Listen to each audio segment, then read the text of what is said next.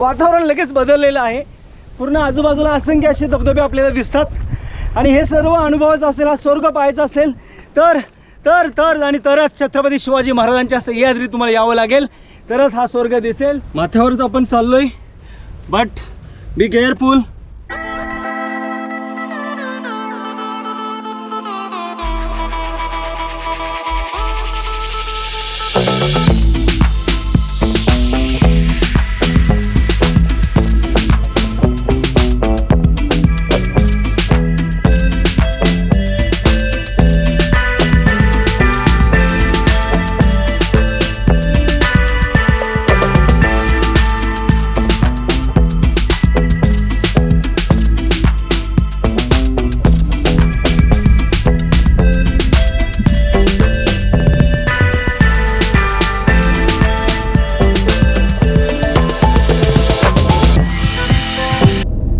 जय शिवराय, शुभ शिव सकाळ मित्रांनो.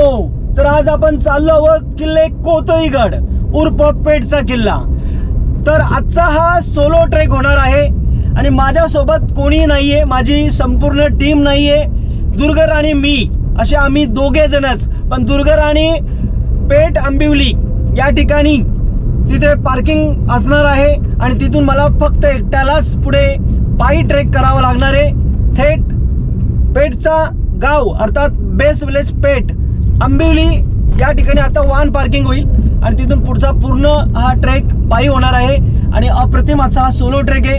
कदाचित आजच्या या ट्रेकमध्ये खूप सारे असे अनुभव येतील जे आजपर्यंत मी या व्लॉगच्या माध्यमातून मांडले नसतील. सो ही व्हिडिओ शेवटपर्यंत पहा, कारण व्हिडिओ दमदार होणार आहे.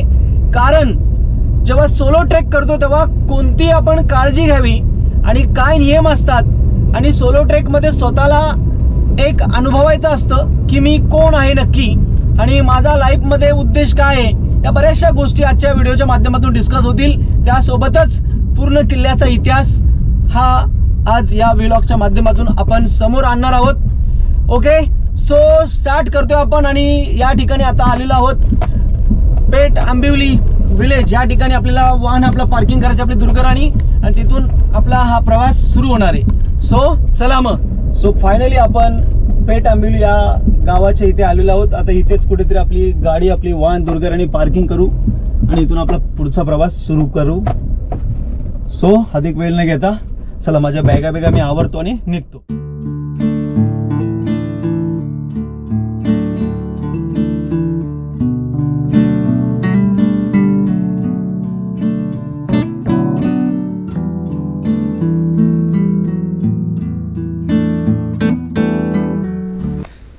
सो ट्रेक आपला सुरू झालेला आहे. आपली दुर्गर आणि आंबिवली या विलेजच्या तिथे गाडी आपली तिथे पार्किंग केली.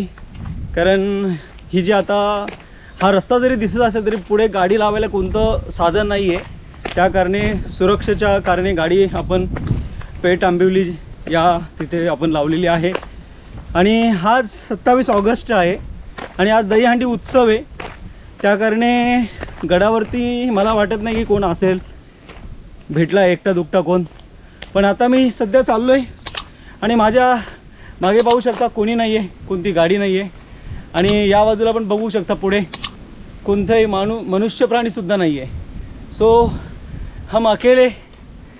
हा सोलो ट्रेक मी इंट्रोला सुरुवातीलाच म्हटलं तुम्हाला की अनुभव आपले आजच्या ह्या व्लॉगमध्ये खतरनाक असणार आहेत. सो नक्कीच जे नवनवीन ट्रेक करणारे कोणी असतील त्यांच्यासाठी ही व्हिडिओ मार्गदर्शनपर होणार आहे. आणि जरी अनुभवी ट्रेकर्स असतील त्या सर्वांसाठीच मार्गदर्शन ही व्हिडिओ असणार आहे. सो चला मग. डांबरीचा रस्ता संपलेला आहे आणि आता ही पायवाट सुरू झालेली आहे. आणि आता आजूबाजूला छोटे मोठे धबधब्यांचा आवाज ऐकू येऊ राहिला आहे. वा, ही खरी मजा असते सोलो ट्रेक करायला. कोणी आगे नाही, कोणी पिछे नाही. मस्त डिसिजन एकट्यानेच घ्या आणि चालत राहा. स्वतःशी काहीतरी गुणगुणा, गाणी गुणगुणा, आणखी तुमच्या आठवणी ताज्या करा. आज 27 ऑगस्ट आहे आणि ऑगस्ट महिन्यात बघा हे कारवीला फुललेलं फूल. वा, आता वरती गडावरती अशी असंख्य आपल्याला कारवीची फुलं पाहायला मिळतील. वा, अप्रतिम.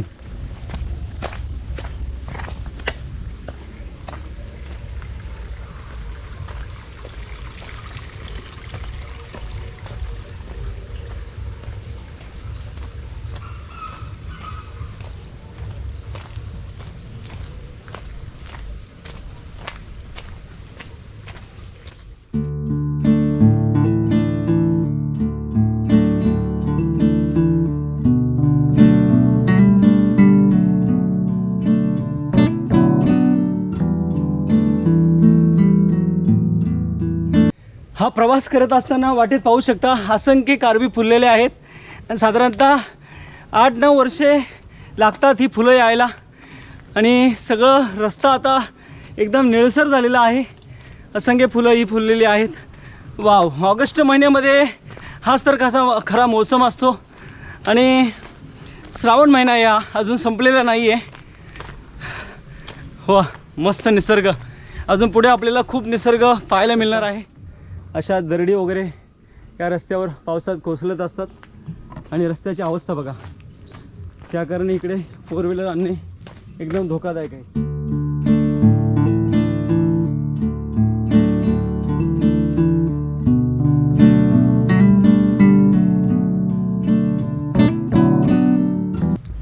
इथे खाली आता मोराचा आवाज ऐकू येऊ राहिला आहे.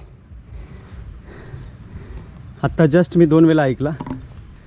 एकट्याने ट्रेक केल्यानंतर हीच खरी मजा असते की तुम्हाला पक्षी आणि प्राणी तुम्हाला पाहू शकता तुम्ही.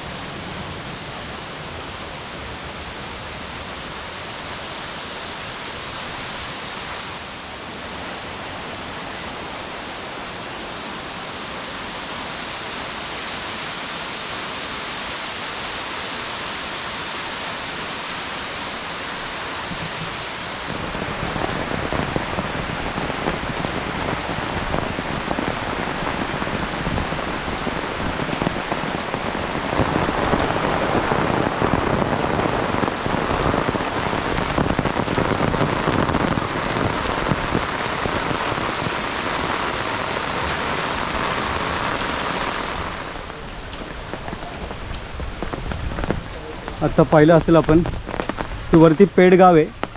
आणि पेड गावातले जे रहिवासी असतील त्यांना खाली इथं आंबिवली गावात यायचं म्हटलं तर एकमेव साधन म्हणजे मोटरसायकल. आणि अशा ह्या खरं तर रस्त्यातून मोटरसायकल चालवणं म्हणजे खूप मोठं जिकिरीचं काम आहे. कारण 2 वेळा हा अनुभव मी अनुभवलेला आहे. मोटरसायकल वरती घेऊन जाण्यापेक्षा खाली आणणं सगळ्यात धोकादायक काम आहे. कारण कोणत्या प्रकारे इथे कोणतंही वाहन जाण्याची असा रस्ता नाही आहे. फॉरेस्टच्या अंडरमध्ये हे सगळं क्षेत्र येतं. आणि एकमेव एक बैलगाडी आणि मोटरसायकल, बस ह्याच्यातून यांना हा प्रवास करावा लागतो. सो चला, पावसाची रिमझिम सुरू झाली होती आणि तसं रेनकोट सोबत आहे. पण चला, थोडा आनंद घेतला.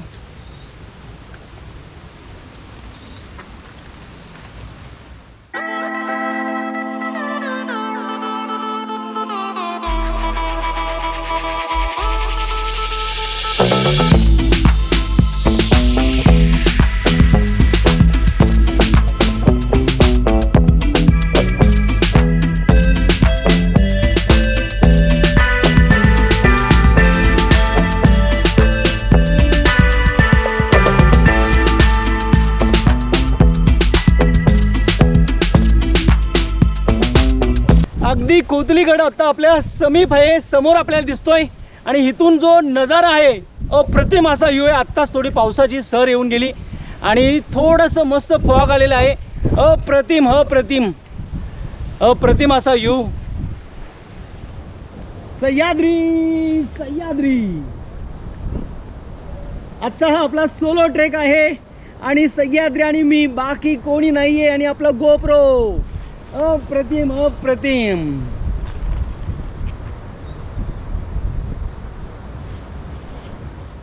कोतळी गडावरती आता हा नव्याने रस्ता निर्माण होत आहे आणि कदाचित पाऊस आल्याने हा काम कुठे इथे थांबला असेल, कारण इथं मशिनरी वगैरे इथे दिसतात आपल्याला. म्हणजे पेठ गावापासून तर मध्यंतरी हा रस्ता झालेला आहे आणि कदाचित राहिलेला रस्ता येणाऱ्या पुढच्या काळात आपल्याला पाहायला मिळेल.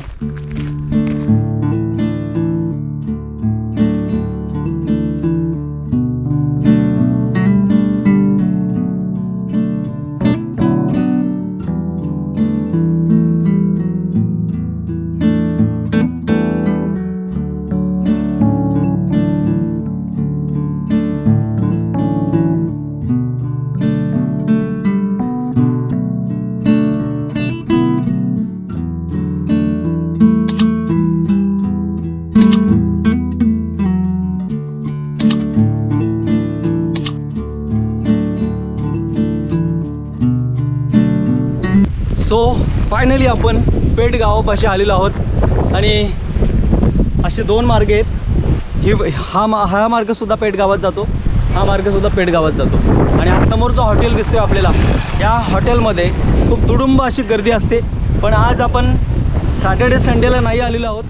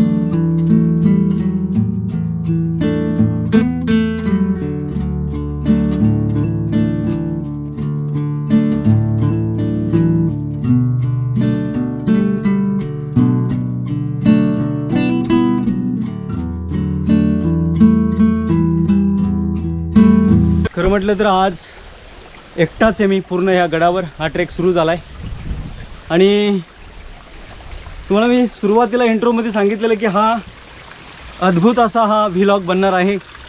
त्याचं कारण असं की सोलो ट्रेक करत असताना कोणी आपल्या पुढे नाही आहे, मागे नाही आहे. जे डिसिजन घ्यायचे ते आपल्याला स्वतःला घ्यायचे आहेत. कारण आजपर्यंत अनेक ट्रेक करत असताना, गडकिल्ले अभ्यास मोहीम करीत असताना काही मित्रांना अरे आज जायचं आपल्याला, हां जायचं, जाऊ ना आपण. आणि अचानक काय होतं काय माहिती नाही, आज मला ते हे काम आहे तर मला जमणार नाही आहे. असे बरेचसे गडकिल्ले अभ्यास मोहीम जायचं आणि अचानक रद्द झालं प्लॅन. सो म्हणून सांगतो सोलो ट्रेक एकदम बेटर. तू ये नाही तर येऊ नको.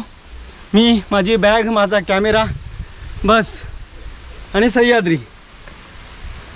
म्हणून फक्त एकच सांगेल, सोलो ट्रेक करत असताना काही खबरदारी पण आपल्याला घेणं गरजेचं आहे.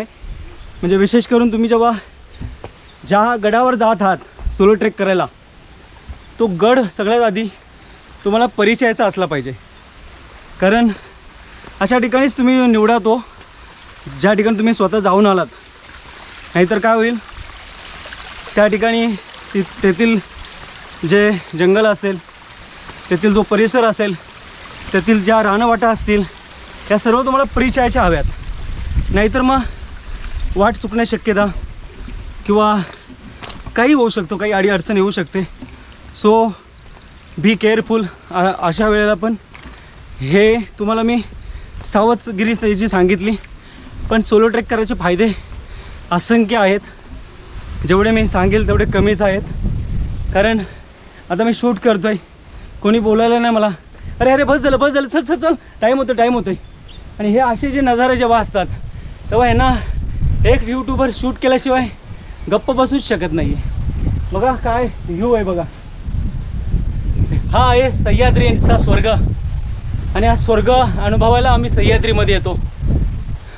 आणि जोपर्यंत शेवटचा श्वास आहे तोपर्यंत गडकिल्ले अभ्यास मोहीम राहणारच. ओ हो अप्रतिम. जय शिवराय. छत्रपती शिवाजी महाराज की जय. धर्मवीर छत्रपती संभाजी महाराज की जय. वाव, अप्रतिम.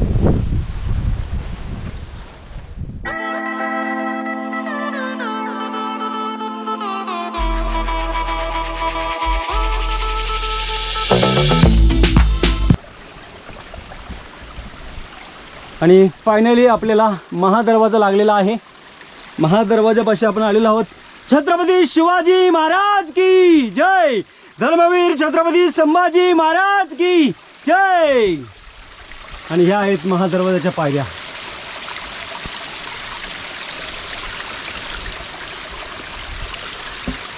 मी म्हणालो की सोलो ट्रेक आहे माझा. नक्कीच 100% हा सोलो ट्रेक आहे. पण जेव्हा सह्याद्रीत तुमच्यासोबत कोणी नसतो ना, तेव्हा सह्याद्रीमध्ये सह्याद्रीचा सखा नाही तर सह्याद्रीची सखी कुणीतरी आपल्या सोबतीला असते. आणि आता पाहू शकता इथे सह्याद्रीची सखी माझ्या सोबतीला इथं आहे. आता तिला मी जा बोललो होतो पण ती काय जाण्याचं नाव घेत नाही. सो बहुतेक ती गडावरती येणार आता. सखी चला.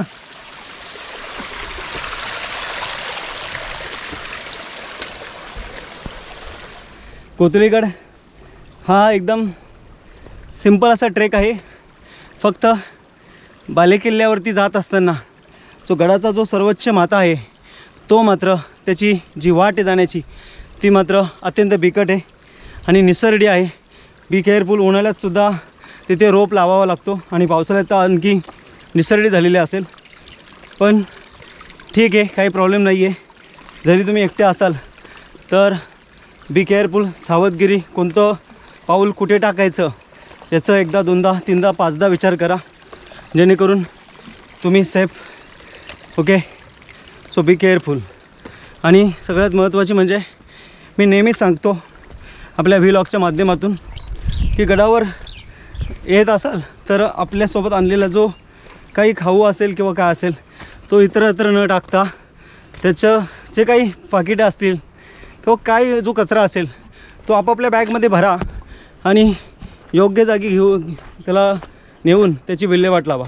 कारण हा सह्याद्री आहे, त्याचं रक्षण करणं आता आपली सर्वांची जबाबदारी आहे.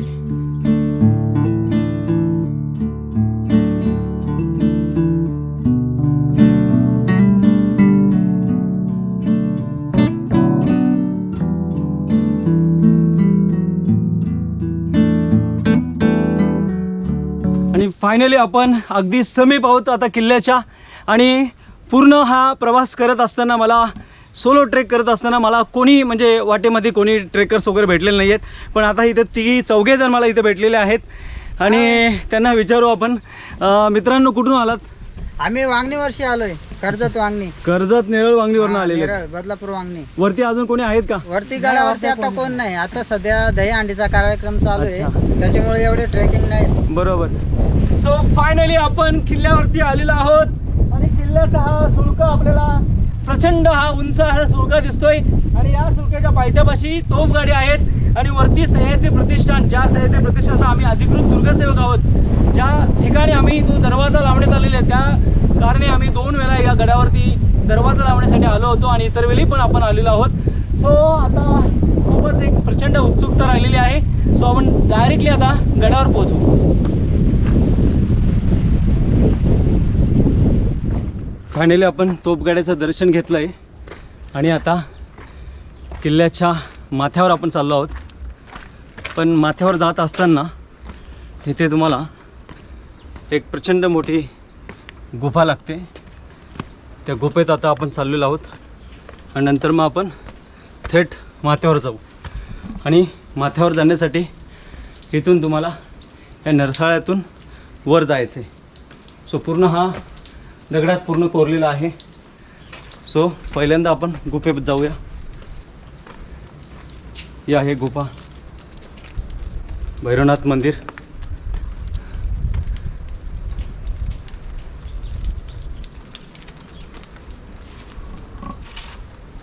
आणि ही प्रचंड मोठी गुफा.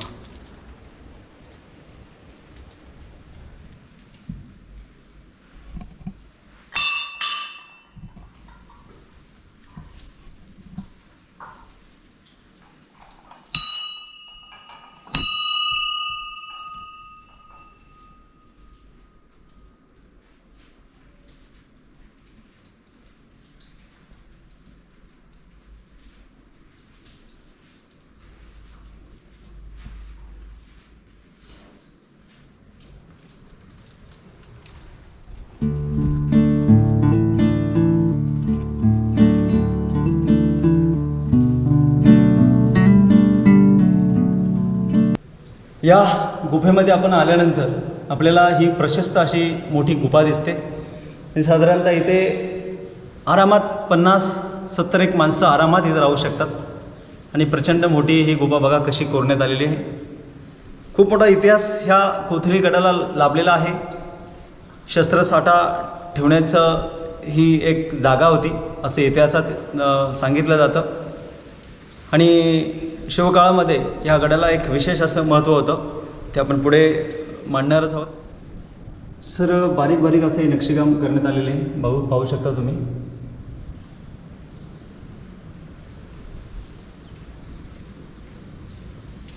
बघा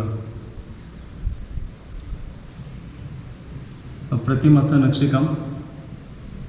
फक्त तुम्हाला पाहणाऱ्यांनी व्यवस्थित पाहिलं पाहिजे. दगडामध्ये पण तुम्हाला देव दिसेल, फक्त ते तुम्हाला पाहता आलं पाहिजे. तुमच्याकडे वेळ असेल तर बघा ह्या पूर्ण असे हे दगडाकृती असे पूर्ण कोरीव असे खांब आहेत आणि ह्या खांबावरती बारीक बारीक अशा नक्षीकाम अशा मूर्ती इथं कोरण्यात आलेल्या आहे.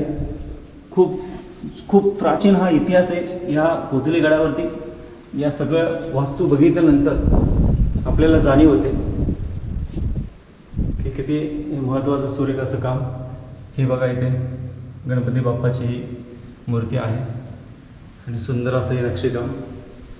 आतमध्ये पण जर बघितलं आपण तर आतमध्ये सुद्धा एक बंदिस्त अशी एक रूम आहे, खोली आहे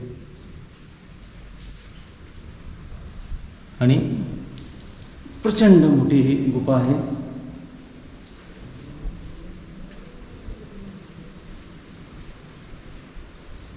आणि ही भैरवनाथ बाबाची मूर्ती.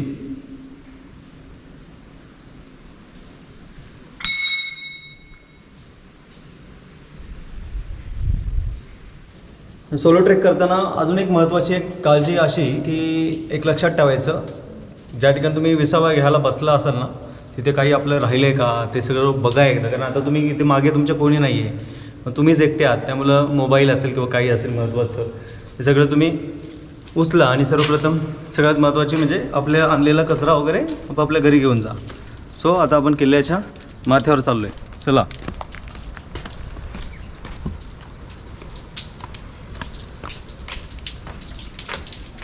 हा आहे किल्ल्याच्या माथ्यावर जाण्याचा मार्ग. पूर्ण आता आपल्याला आतून जायचं आहे याच्यातून. सो चला. बघा हा कसा आहे मार्ग.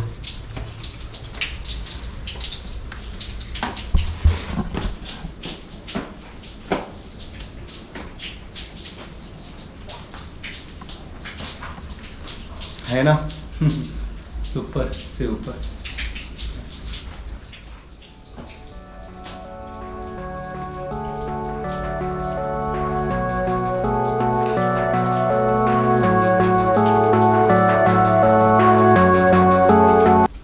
कोथळीगड उर्फ पेठचा किल्ला हा भारताच्या महाराष्ट्र राज्यातील एक किल्ला आहे. मुंबई पुणे रेल्वे मार्गावरील नेरळच्या पूर्वेला 19 किलोमीटर आणि कर्जतच्या ईशान्येला 22 किलोमीटरवर असलेल्या एका सुळक्यावर हा किल्ला आहे. किल्ला छोटा आहे पण पायथ्याशी गुहा मोठी आहे. गुहेचे खांब मूळ पाषाणातून कोरून काढलेले आहेत. गुहेमधून एक आडवा तिडवा कोरून काढलेला दगडी जिना किल्ल्याच्या माथ्यावर घेऊन जातो. किल्ल्याच्या माथ्यावर मजबूतीसाठी नरसाळ्याच्या आकारात बांधकाम केलेले आहे.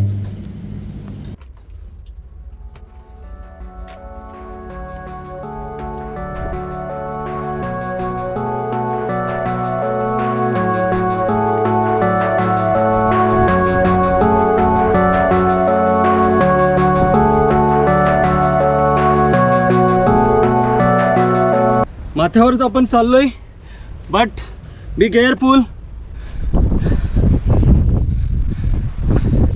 सह्याद्रीची सखी बघा, ती सुद्धा माझ्या सोबत चालते. अप्रतिम. आणि ज्या क्षणाची आपल्याला आतुरतेने वाट पाहत होतो तो क्षण म्हणजे ज्या ठिकाणी आम्ही स्वतः आणि माझी टीम आम्ही सर्वजण सह्याद्री प्रतिष्ठानचे आमचे सगळे दुर्गसेवक जो ऐतिहासिक जो क्षण होता त्या क्षणाला आम्ही आलो होतो, म्हणजेच दरवाजा लावायला आणि दरवाजाच्या ऐतिहासिक सोहळ्याला. हे दोन्ही क्षण आम्हाला अनुभवायला मिळाले होते. आणि तो आपण पाहू शकता दरवाजा. अजून थोडं पुढे जावं लागेल, तुम्हाला दिसेल.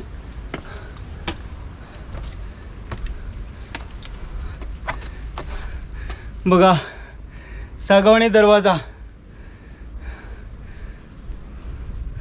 पण हा जो व्ह्यू आलाय तो अप्रतिमच आहे.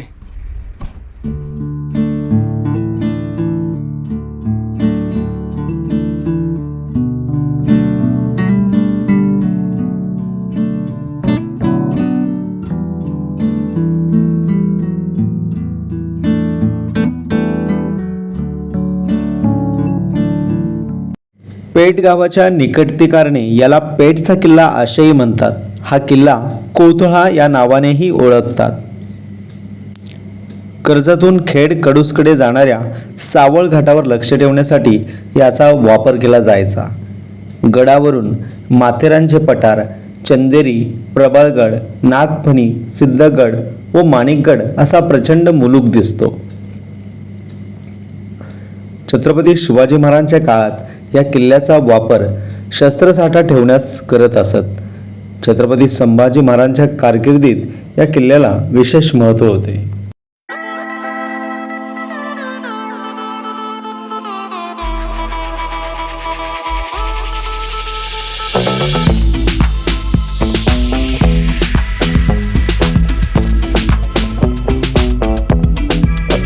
अप्रतिम असा व्ह्यू भेटलेला आहे.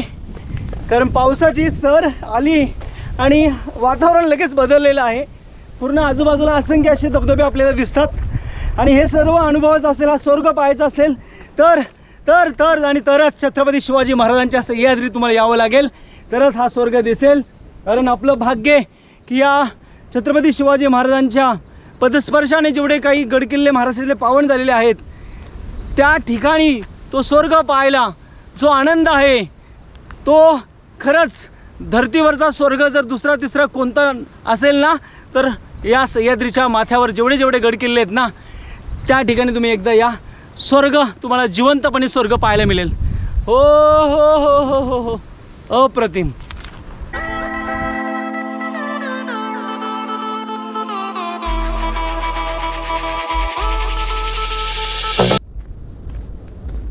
या पृथ्वीवर जर स्वर्ग पाहायचा असेल ना, तर सह्याद्रीमध्ये या. सह्याद्री आपल्याला भरभरून देत असतो, आपण फक्त ते घेतलं पाहिजे. आयुष्य कसं जगायचं ना, हे सुद्धा आपल्याला सह्याद्री शिकवतो. म्हणून बाबांनो, या सह्याद्रीमध्ये श्री छत्रपती शिवाजी महाराजांच्या पदस्पर्शाने पावन झालेल्या भूमीमध्ये या गडकिल्ल्यांच्या वरती एकदा तरी आयुष्यात नक्की या. कारण हेच वय आहे, आता तुम्ही येऊ शकता. कारण येणाऱ्या पुढच्या पिढीला तुम्ही काय इतिहास सांगाल. ज्या ठिकाणी हे सर्व गडकिल्ले सह्याद्रीमध्ये उभे आहेत ना, त्या सर्व या पूर्ण डोंगर रांगांमध्ये जर व्यवस्थित तुम्ही बारकाईने अभ्यास केला ना, तर खऱ्या अर्थाने तुम्हाला आयुष्य कसं जगायचं ना हे कळेल. कारण यावरती ना मला एक मंगेश पाडगावकरांची कविता आठवते. सांगा कसं जगायचं, कणत कणत की गाणं म्हणत, तुम्हीच ठरवा सांगा कसं जगायचं. पेला अर्धा भरला आहे असंही म्हणता येतं, पेला अर्धा सरला आहे असंही म्हणता येतं. मग भरला आहे म्हणायचं की सरला आहे म्हणायचं, सांगा कसं जगायचं, कणत कणत की गाणं म्हणत. आयुष्य पण असंच आहे. या सह्याद्रीकडून शिकावं.